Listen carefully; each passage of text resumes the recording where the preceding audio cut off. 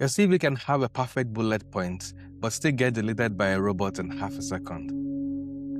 Today, I'm going to show you how to make your CV readable by the ATS system and still look clean and professional to humans. If you're using Canva templates or any fancy design right now, this might hurt a little, but it will also explain a lot better. This is day 4 of the 30 Days AI Job Upgrade Challenge. I'm Eric, an AI specialist and founder of AI Vision Consulting. I help everyday professionals use AI to land better jobs and build careers they actually want. If you've been with me since day 1, you now understand why applications disappear. You've seen AI find better matched roles for you, and you've started writing your bullet points using the XYZ formula. Today, we'll fix the final technical barrier, which is CV formatting that breaks ATS. Let's start with a harsh truth. Most of the beautiful CV templates you see on Canva, Etsy, Instagrams are not designed for real hiring systems. They are designed to look good in a screenshot.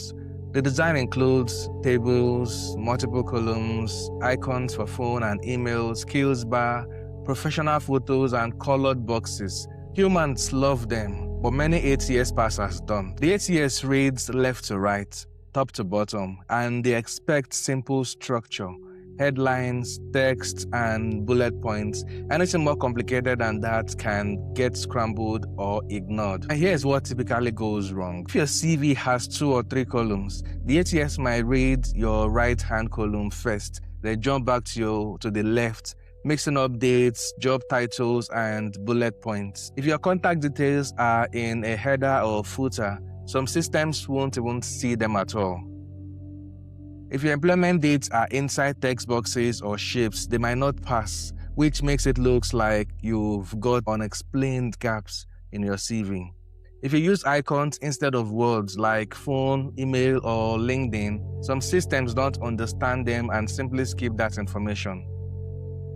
The PDF doesn't make this clear to you, but the machine knows it. So here is the rules for ATS-friendly formatting. Clean, boring, and structured always wins. Let me show you what that actually looks like. So we are going to build around a very simple structure, which I'm just showing right now on the screen. So here you have your name at the top in plain text, slightly larger font. So this is it. And in one line, you have your contact information, your phone number, email, city, LinkedIn URL, no icon, no header, no footer.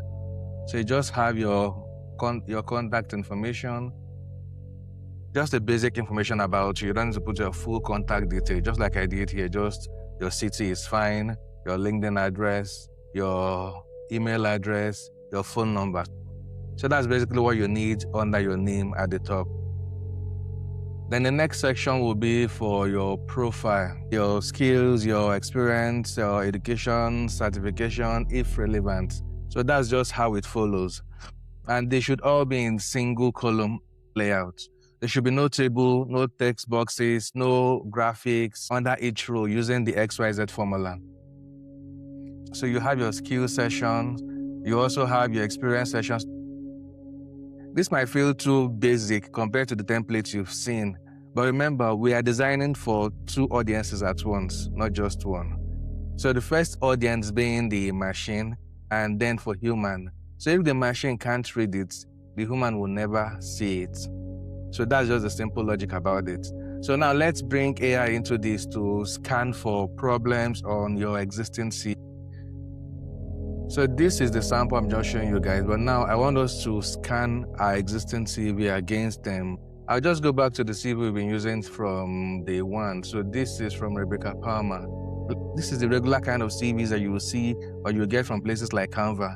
They look very fine, they have this design and all that, but this CV is not ideal for you to apply for a job with.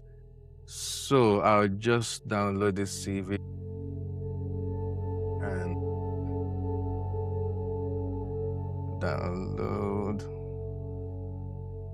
Okay, CV downloaded. Let me just double check if it has downloaded. Okay, so that has been downloaded.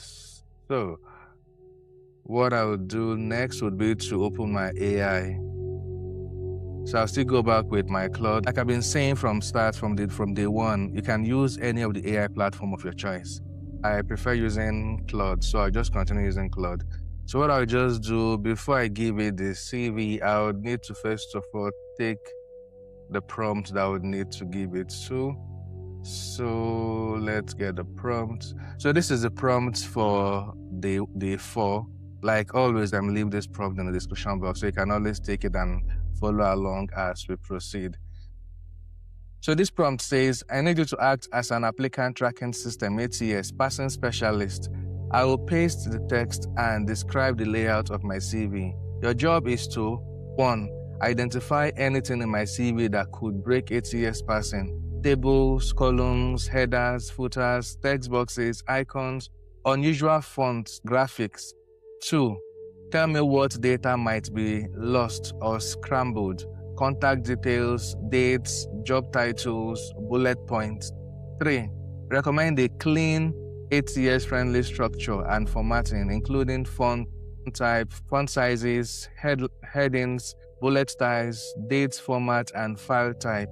And 4. Rewrite my CV layout into a simple single-column text version that preserves all content but removes risky formatting, ready for me to copy into Word or Google Documents. Be specific when you describe your layout. For example, 2 columns, photo in top left, contact details in a colored bar at the side, skills in a table, dates aligned on the right in a separate column.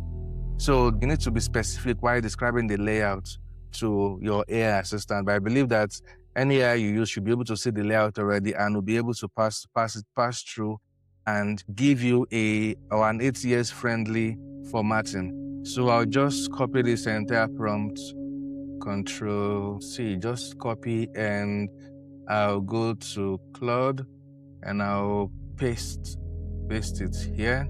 So now that I've pasted the prompt, the next thing that I'll need to do will be to add my CV to it, so it will be able to identify it and go through it and do the needful on it.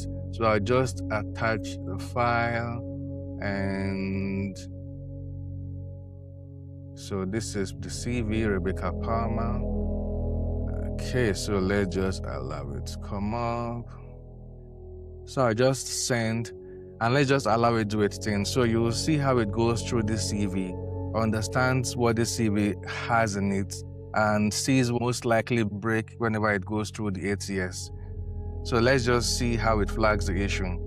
So ATS passing audit, Rebecca Palmer CV. So the first one is a layout description as I read it from the PDF based on the document structure header.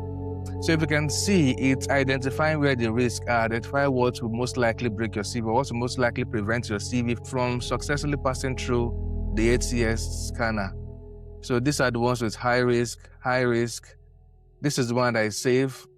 And now it breaks it into different columns. What could break or get scrambled? So 3 column scales, high risk, medium risk, low risk. So it has identified what are the likely causes that will make your CV not to go through ATS scanner. This is the ATS-friendly recommendation it's giving you. And it has rewritten this CV in an ATS-friendly way. So what you need to do is just to copy exactly what it has given you. You see how it has written the CV much more better, much more simple. So now what I'll do, I'll just copy out the CV, paste it on a Word document, and I'll compare it against what we had before, her previous CV. So let me just pull. So this is her original CV. I'll just open doc. So I'll open a new document. So let me bring the CV side by side so it will be visible to all, then paste. Let me just enlarge it a bit. Now this is her original CV. See how it looks very fine, how it looks very attractive. And this is the ATS-friendly CV. See how it looks very basic, very ordinary. So what it did, it just gave it a clean structure that you can copy and paste into a plain document. This version is machine readable, and you can use it to apply for any job, and you'll be rest assured that ATS will be able to scan it and see everything you have on your CV. Now this is it. It looks very ordinary, it looks very basic, professional experience. See the simple bullet points. It's not anything flashy because you're not writing it to impress anybody. You're just writing it to be able to pass through the ATS system. So you don't need to make it look fancy. It's only in a situation where you have to just hand your CV, or you send your CV directly to somebody or the recruiting manager directly to their email, when you know that they can go through it and look at it and see, okay, if you're fit for the role, and call you for an interview. But if you're just applying like a random person, you apply on the job portal or Indeed or LinkedIn, and you know that CV will definitely go through ATS, you need to make it look exactly like this, even if it's not looking appealing or looking fine in the eyes. And this is even easier for somebody to read and for somebody to understand. They know that this is your name, your contact details, a professional summary, your key skills, your professional experience, and your education and qualification, certification and training, key achievements and awards, professional attributes. So everything you need to have on your CV is already on this, but just that it is well aligned for the ATS to be able to see it and read it correctly. So that's basically how it should look. Now let's talk about the file type. So whenever possible, always submit your CV as a simple Word document or a PDF generated from a Word or Google Docs without any extra designs or layers. You see, some older ATS systems still read documents better than PDFs, but the newer ones handles both well. So as long as the underlying text is simple, what you want to avoid is scanned PDFs, images or text, or designers PDFs full of shapes and elements that overlay the text. Now here is a quick test that you can do. Open your CV in a PDF format and try to select and copy all the text. If you can't select text cleanly, or if copying and pasting produces a mess, then an ATS will struggle too. And here's another prompt you can use when you've rebuilt your CV in a simple format. So this is the second prompt for day 4. Act as an ATS parser. Here's my CV text. Tell me how you would detect my name, contact details, job titles, companies, and dates. Whether my section headings are clear enough, that's the profile, the skills, the experience, education section. Which keywords from this target job description, then you paste your JD. You can see in my CV text any technical issues that might cause parsing errors. So now what we're doing here is to give the the AI system the CV that's been rewritten, the ATS-friendly CV.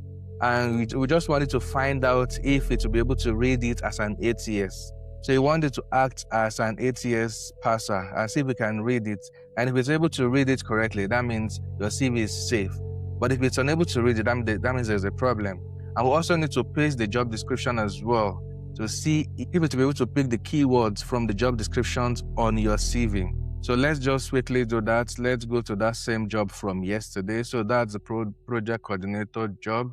I'll just copy this and I'll go back to this.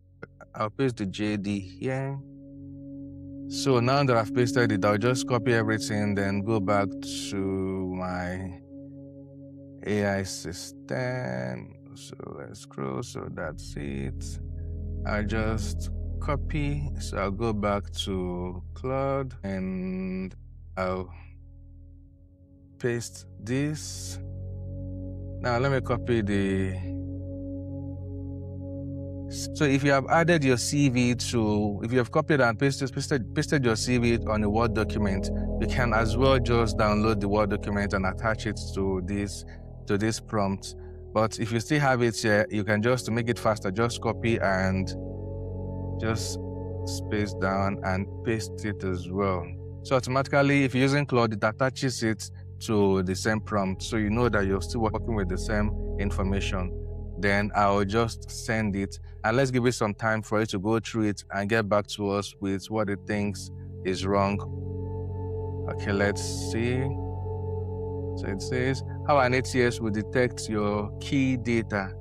Now I want you to see how ATS analyzes your CV. So this is a real life example of how it happens. So what it's looking at is, say, the name, detected Rebecca Palmer, first line and caps, no other text. So that means it detected the name, and contact detail was able to detect the contact detail. So if you see all these ones that it marks as good, those ones simply means that he was able to detect them without any issues or without any errors.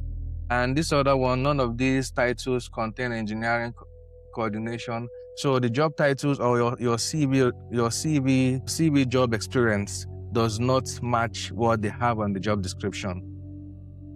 So you see section heading clarity. Let's see, recognize key achievement, though some ATS fold this under experience. You see? So if you go through everything, you will see what it has actually pointed out. What you have and what you need to improve upon and what the things you need to correct and all that. So it's giving you exactly what is found in your CV, what is not found, the implication, the impact and all that. So the JD key phrases. Now, after that, partial keyword matches. In terms of the keyword matches and all that, that was what we did yesterday. And for this CV that I used, we've not used the XYZ formula. So it will not match what the job description is asking for. So that is the reason why we're getting some of this. But if it's the CV that you have used the XYZ formula and you've been able to rewrite it to match the JD the JD you're trying to apply for, then you should be able to get most of the keywords aligned with what is on the job description. So that's the reason why we're getting this. But this is just for you to see how the ATS perceives your CV, how the ATS goes through your CV to understand what is on your CV and to scrutinize and see if your CV matches that job that you're looking for. And this gives you overall ATS match score, which is estimated. And basically it's because of we've not done the first step on the CV yet. So I just had to take the random CV from what we've been using yesterday. So if you've done the challenge for yesterday, or if you've been able to go through your CV and use the XYZ formula to rewrite your CV, then you paste it against the JD you're applying for, you should be able to get a better matching score for this. So these are the things that ATS scores your CV against. So the reason for this is just for us to find out if the ATS will be able to see what we have on the CV and we'll be able to determine what they are as against what is on the job description. So, but before you go through this part, you have to do exactly what we did yesterday. That's the first step before you get to this part. So you know that your CV has been rewritten using the right format, and your CV is like 70 to 80% matched to the job description. So you can scan it using this ATS scanner format to see how well your CV will look when it comes to the ATS scanning system. And if this AI can easily extract your name, your roles, dates, and keywords, then you are in a good place. Now, I know what you might be thinking, but what about visual design? Won't a boring CV put recruiters off? Here is the reality. If your content is strong and your structure is clear, a simple CV does not hurt you. Many recruiters actually prefer clean, scannable documents. You can still use bold for job titles, italic for company's name if you want, and a subtle line or two to separate sections. Just avoid anything that requires the machine to make guesses. If you really want a designed version for networking or in-person events, you can maintain two versions, an ATS safer version for online applications and a more designed version for printing or emailing directly when a human requests it. But for anything going through a portal, use the ATS-friendly one. So here is your action for day 4.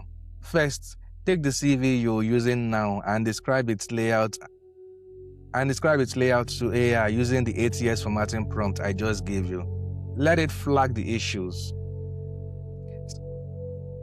Second, rebuild your CV in a single column.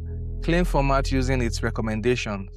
Third, run the ATS parser test prompt with your new layout and your day 2 target job description to check that your keywords are visible and your structure is clear. If you're doing nothing else this week, fixing your formatting alone can stop good applications from dying in the system. Drop a comment below and tell me, are you using a Canva template or multi-column CV right now? Just type Canva or single column so I know where you're starting from. If enough of you are using templates, I'll record a bonus video where I rebuild one of them live into an ATS-friendly version. Tomorrow in day 5, we are going to combine everything from days 2, 3, and 4. You'll see how AI can build a complete tailored CV for one specific role. From keywords to bullets to formats, ready to apply CV, and I urge you not to miss it. If this helped, please hit that subscribe button and also follow for more so you catch every day of this challenge. Share this with one person who is proud of their beautiful CV but still getting ghosted. And remember, every prompt I use in this series is going into the free AI job search prompts pack that will be dropped at the end of this challenge. So stay tuned because I'm sure you'll want that in your toolbox. See you on day 5.